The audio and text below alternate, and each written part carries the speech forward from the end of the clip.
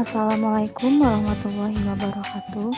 Kami dari kelompok 4 yang beranggotakan Aisyah Amini, Alin Kotani, dan saya sendiri, Lia Nurusanti. Di sini kami akan mempresentasikan makalah kami yang berjudul Analisis Regresi. Langsung saja, dalam membangun suatu persamaan regresi ini, prinsip dasar yang harus diketahui yaitu suatu variabel tidak bebas dengan variabel-variabel bebas lainnya memiliki sifat hubungan sebab akibat, hubungan kasualitas, baik didasarkan pada penjelasan logis tertentu. Nah, analisis regresi linear ini merupakan teknik yang digunakan dalam persamaan matematik yang menyatakan hubungan fungsional antara variabel-variabel. Terus, analisis regresi linear atau regresi garis lurus digunakan untuk yang pertama itu menentukan hubungan fungsional antara variabel dependen dengan independen. Hubungan fungsional ini dapat disebut sebagai persamaan garis regresi yang berbentuk linear. Yang kedua, meramalkan atau menduga nilai dari satu variabel dalam hubungannya dengan variabel lain yang diketahui melalui persamaan garis regresinya. Lalu, analisis regresi terdiri dari dua bentuk. Yang pertama itu analisis regresi linear sederhana, dan yang kedua itu analisis regresi linear yang berganda. Saya akan terlebih dahulu menjelaskan tentang regresi linear sederhana. Regresi linear sederhana adalah metode statistik yang berfungsi untuk menguji sejauh mana hubungan sebab akibat antara variabel faktor penyebab X terhadap variabel akibatnya Y, di mana faktor penyebab pada umumnya dilambangkan dengan X atau disebut juga dengan prediktor, sedangkan variabel akibat dilambangkan dengan Y atau disebut juga dengan respons. Hal ini terjadi apabila X mengalami perubahan, maka Y juga akan mengalami perubahan. Persamaan regresi linear sederhana adalah Y sama dengan A plus BX, di mana Y sama dengan variabel respons atau variabel akibat, dan X variabel prediktor atau variabel faktor penyebab, dan A konstanta atau perpotongan dengan sumbu vertikal, dan B koefisien regresi yaitu besaran respons yang ditimbulkan oleh prediktor. Lalu dari persamaan tadi bisa dilihat dengan grafik di sampingnya.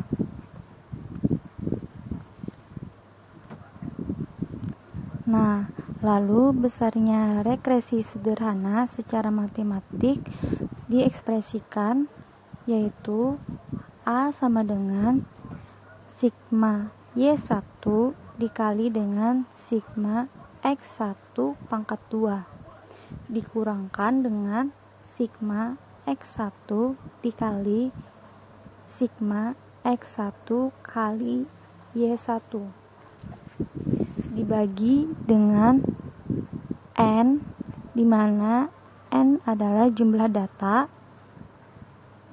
lalu dikali sigma X1 pangkat 2 dikurang dengan sigma X1 pangkat 2.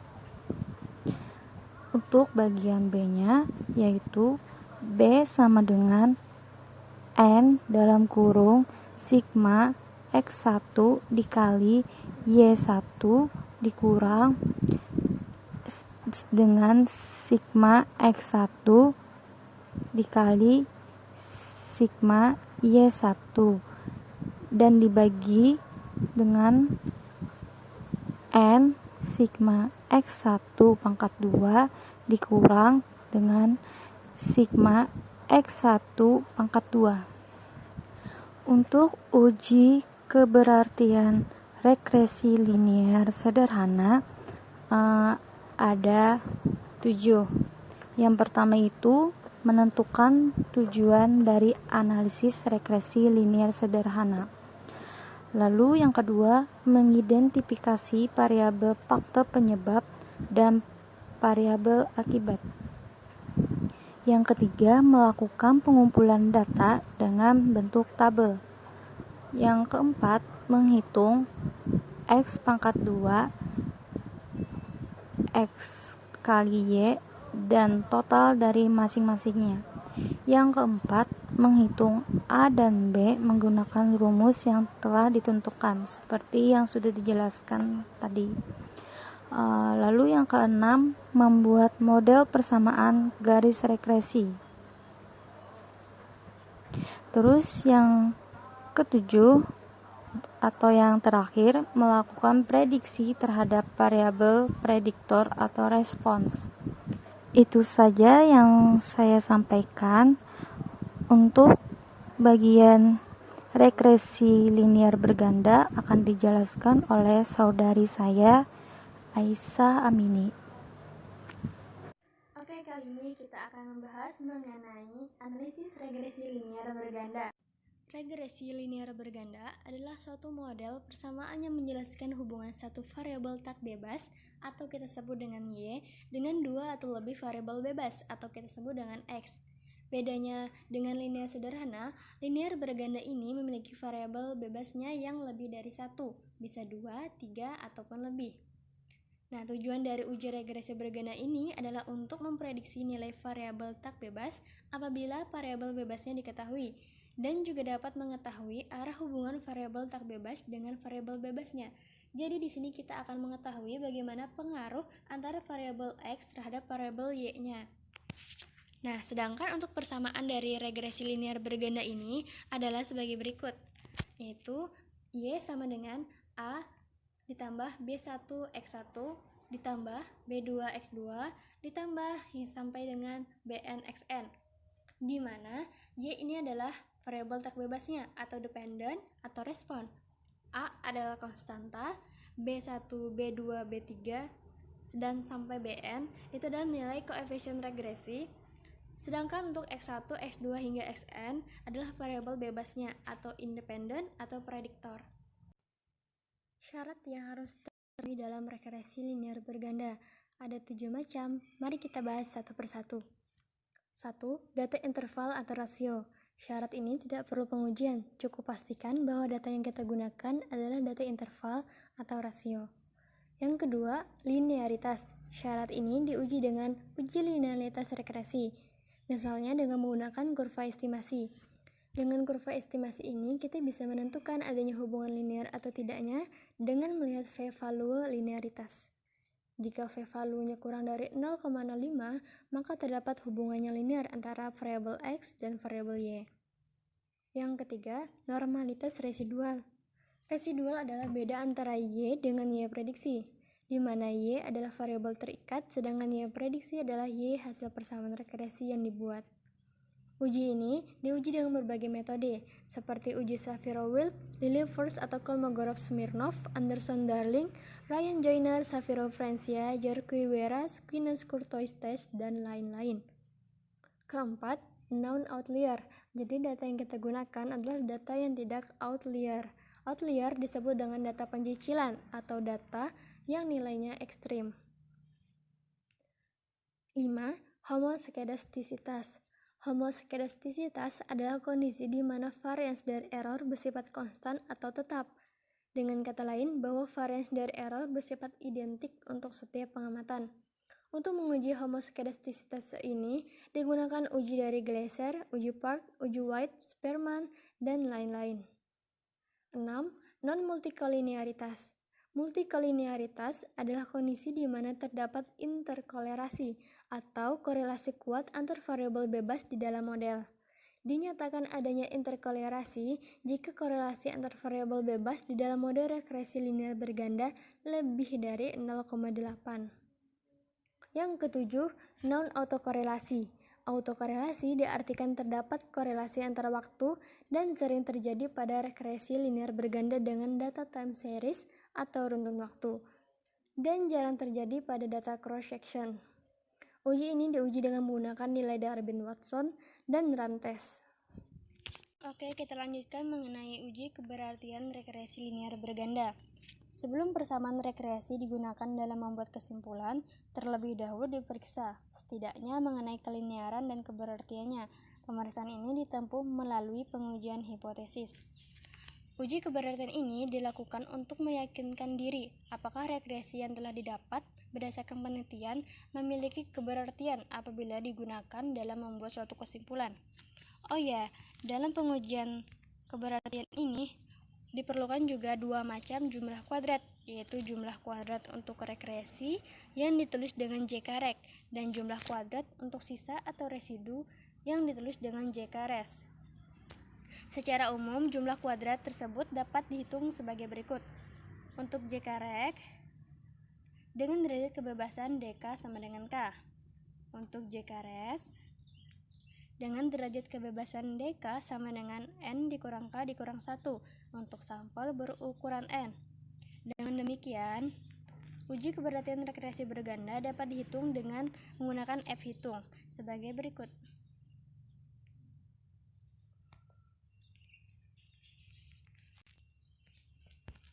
Dalam pengujian keberartian regresi linear berganda, langkah-langkah yang digunakan dalam pengujian hipotesis adalah sebagai berikut, seperti yang tertera pada layar.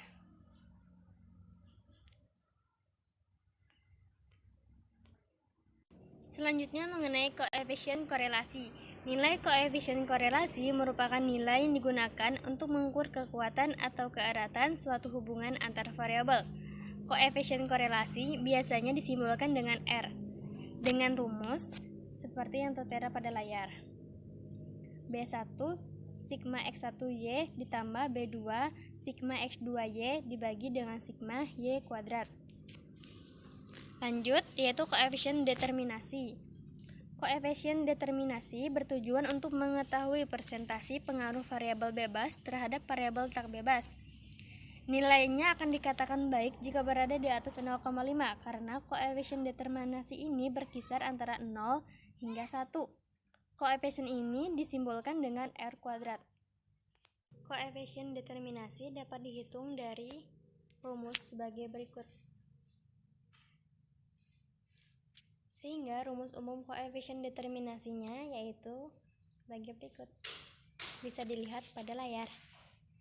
Contoh penggunaan agresi linear sederhana dalam penelitian disajikan dalam sebuah data penelitian tentang berat badan 10 mahasiswa yang diprediksi dipengaruhi oleh jumlah konsumsi kalori per hari.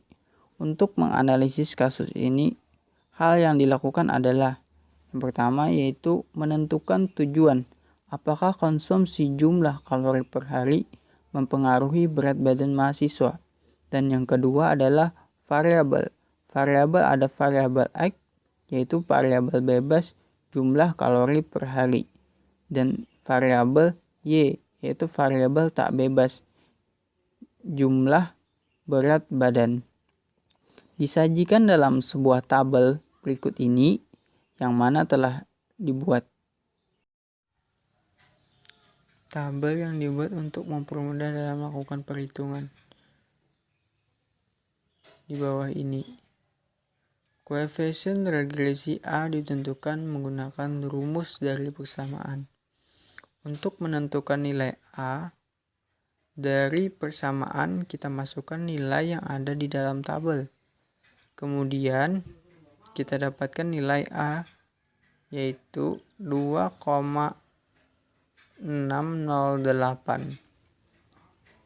dan mencari nilai B dari persamaan kita masukkan nilai yang ada di tabel, maka kita dapatkan nilai B sama dengan 0,149. Maka dari persamaan regresi linier sederhana adalah Y sama dengan 2,608 ditambah 0,149x. Maka kita buatlah grafik seperti di samping ini.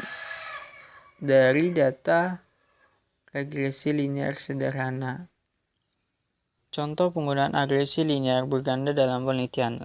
Disajikan dalam sebuah data penelitian, seorang manajer pemasaran deterjen merek Atek ingin mengetahui apakah promosi dan harga berpengaruh terhadap keputusan konsumsi pembelian produk tersebut. Dibuatlah hipotesis H0, promosi dan harga tidak berpengaruh signifikan terhadap keputusan konsumsi pembeli deterjen merek Atek. HA-nya, promosi dan harga berpengaruh signifikan terhadap keputusan konsumsi pembelian deterjen merek Atek. Disajikan dalam sebuah data tabel berikut ini. Tabel bantu untuk mempermudah dalam perhitungan. Disajikan dalam tabel berikut ini. Kemudian itu juga dituliskan persamaan untuk perhitungan. Untuk persamaan 1 kita dapatkan yaitu dari data yang tersedia 170 sama dengan 40A ditambah 60B1 ditambah 40B2. Persamaan 2 1122 sama dengan 60A ditambah 406B1 ditambah 267B2. Persamaan 3 yaitu 737 sama dengan 40A ditambah 267B1 ditambah 182B2. Persamaan 3. Untuk mendapatkan persamaan 4, kita perlu memasukkan persamaan 1 dikalikan 6 dan persamaan 2 dikalikan 1. Didapatkanlah min 102 sama dengan min 46 B1 dikurang 27 B2. Untuk mendapatkan persamaan 5, kita perlu memasukkan persamaan 1 dikalikan 4 dengan persamaan 3 dikalikan 1.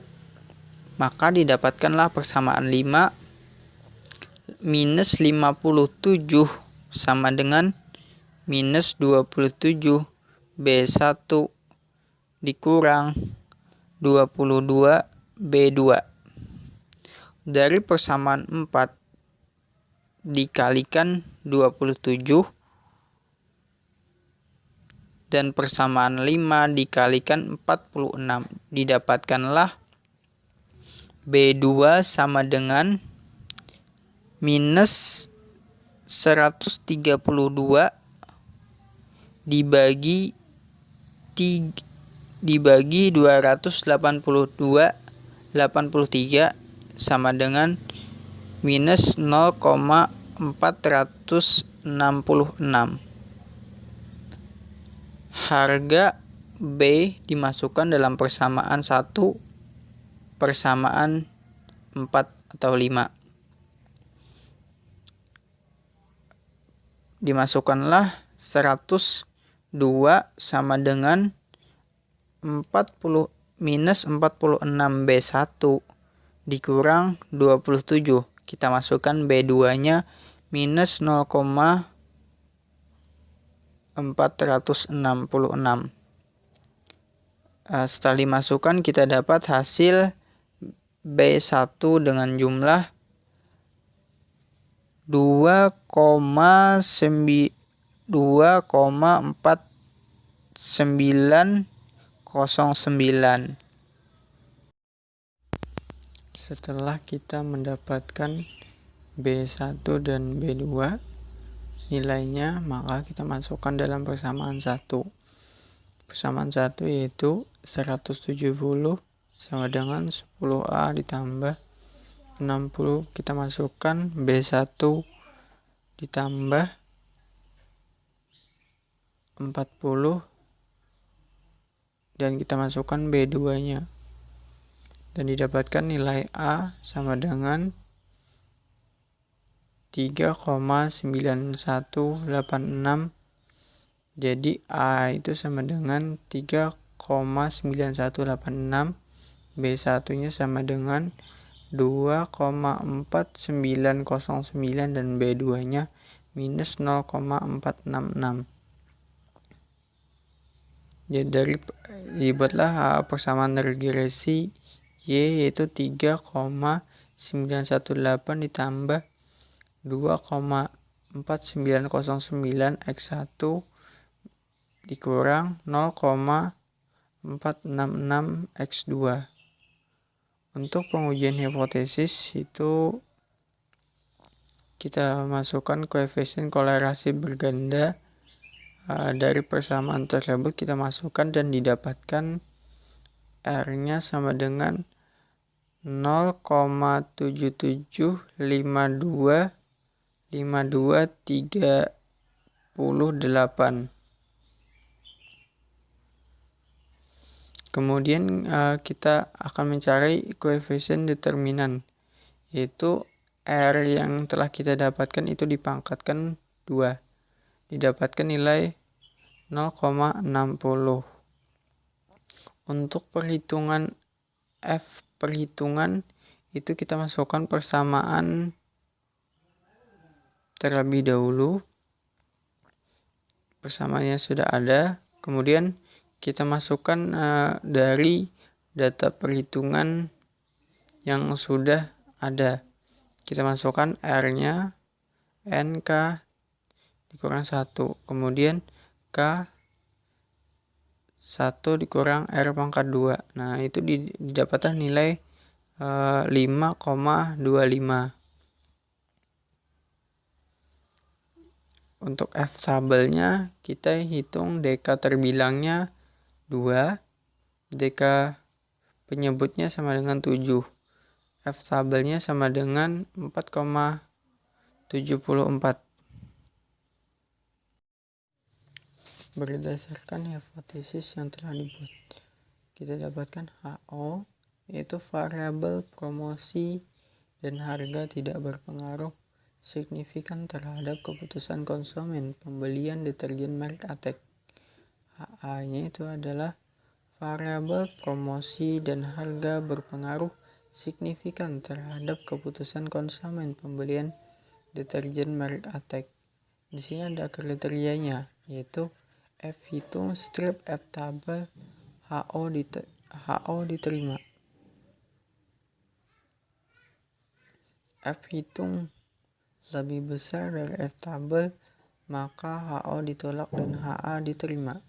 Dari data yang telah kita dapatkan, F hitung sama dengan 5,25 lebih besar dari F tabel 4,74. HO ditolak dan HA diterima. Jadi kesimpulannya bahwa promosi dan harga berpengaruh signifikan terhadap keputusan konsumen pembelian deterjen merek Attack. Sekian dari presentasi kami hari ini. Semoga bermanfaat bagi kalian semua. Salah hilaf mohon maaf. Wassalamualaikum warahmatullahi wabarakatuh.